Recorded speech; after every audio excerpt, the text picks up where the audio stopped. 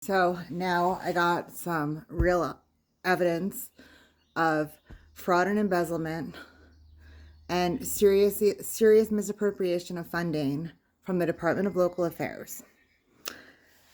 Some are over 4 million, some 2. I've got some more stuff to do. And this was after initial claims and things were going on.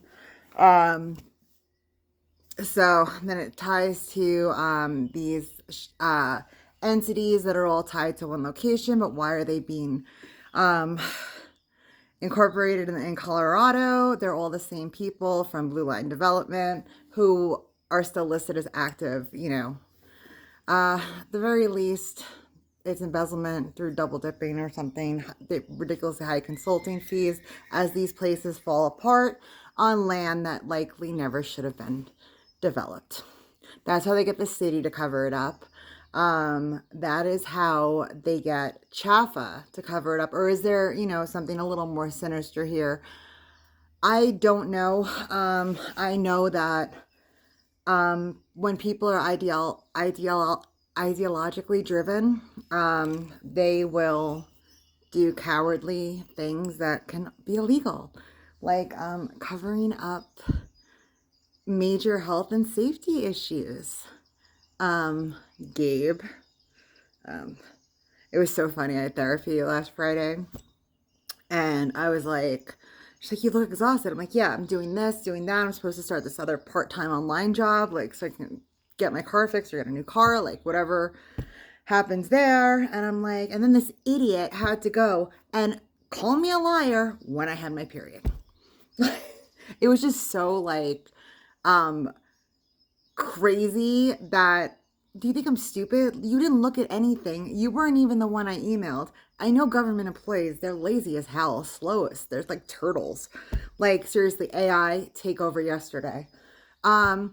So, yeah, that pissed me off because it was like, he said that the claims of trespassing, drug use, and all these things were unsubstantiated. I mentioned the public record, the police, the city managers that confirmed all this, the pictures, the testimony from the tenants. But my claims are unsubstantiated. You're calling me a liar? You're calling me a liar. Let's dance. Then I just uncover everything because I'm like, you know what? I had to do all this damn work. Offered it to journalists. Journalists are too, scared of the city or whatever. But I got friends in the health and environmental, state workers. Got some people, got it confirmed that the land shouldn't have been developed. And at the very least, it's misregistered with the county, which would be done for tax evasion. But I'm not really understanding how that would be the motivation because there are so many like tax exemptions and stuff with these type of places and the funding that they get. So yeah, so what else? Yeah, so trying to do this really short. If you want to check the other slides or whatever, I'm going to be adding, it's a big expose now at this point. Unless you have a Pulitzer Prize, this is mine. So, yeah, uncovering the layers of corruption from the state, the developers, for the same people who pretend to care about the homeless and all these people. But it's the Colorado Homeless Industrial Complex. They do not care about these people. They think that they are better than them. They're just gonna, give their scraps to the peasants and make as much money off of them as they can. There's money in treatment. This doesn't have to happen. This is Blue Line Development.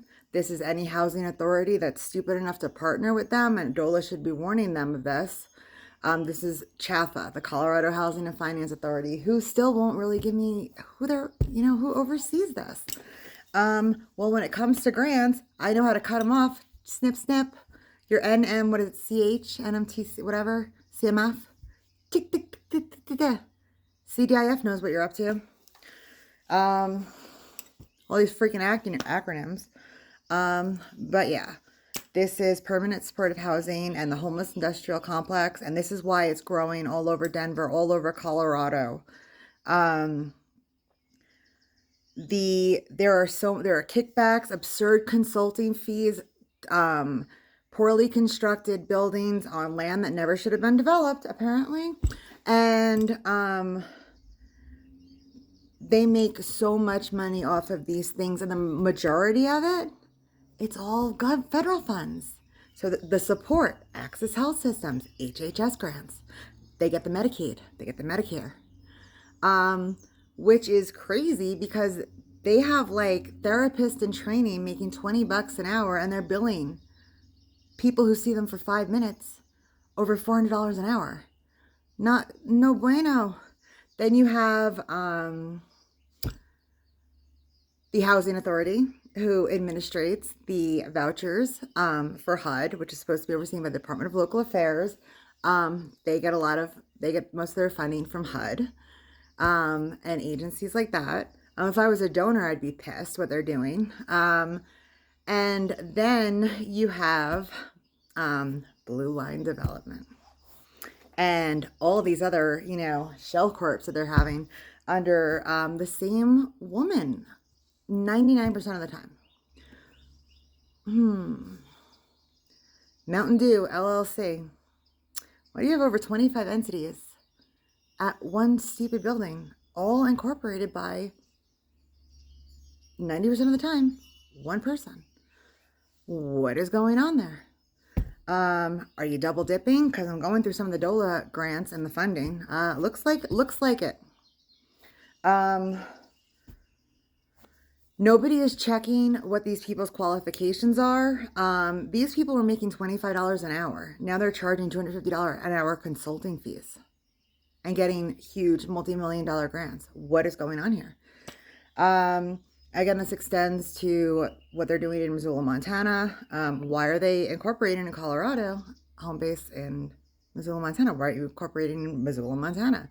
How are you getting away with not having security, a condition of the grant?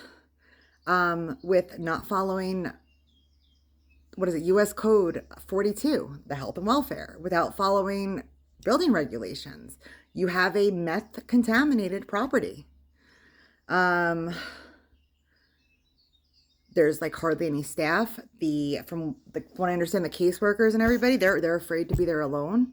And they just leave elderly people to get the crap beaten out of them by their drug dealer kids who don't even live there, but they're caretakers because they might be informants for the manager. Who knows?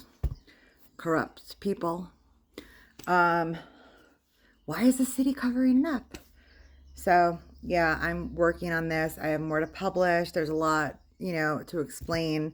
It's, not being an expert in this field, reaching out to people who are more in the know, a lot who really aren't supposed to tell me things, and, kind of like, oh, well, I'm not sure about that, but yeah, this is definitely not how you file. And it would only be filed like this for tax evasion, but I don't think that's it.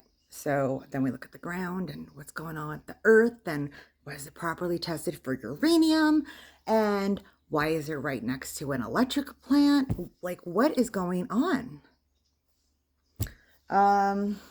Yeah, so maybe that's probably why the city of Durango would continue to spend over $750,000 a year, $250,000 on emergency dispatches just to 1051 Avenida del Sol.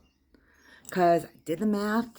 The average for Colorado and La Plata County is higher than average because everybody has to source through them or something. So it's already 20% of the standard, and the standard for a property crime is $1,000 a dispatch. That doesn't include the court fees and stuff.